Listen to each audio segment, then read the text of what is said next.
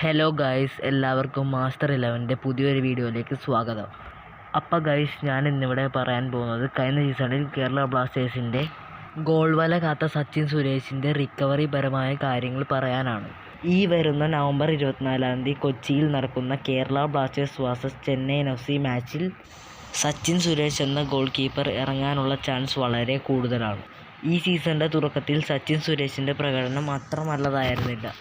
എന്നാൽ കഴിഞ്ഞ സീസണിൽ ഇവാൻ വൊക്കോമാനോവിച്ച് എന്ന കോച്ചിൻ്റെ കീഴിൽ നടത്തിയ എല്ലാ പ്രകടനവും നമ്മുടെ മനസ്സിൽ ഇപ്പോഴും ഉള്ളതാണ്. എന്തായാലും സച്ചിൻ സുരേഷ് ചെന്നൈയിൻ FCക്കെതിരെയുള്ള മാച്ചിൽ ഇറങ്ങുമെന്ന് നമുക്ക് വിശ്വസിക്കാം.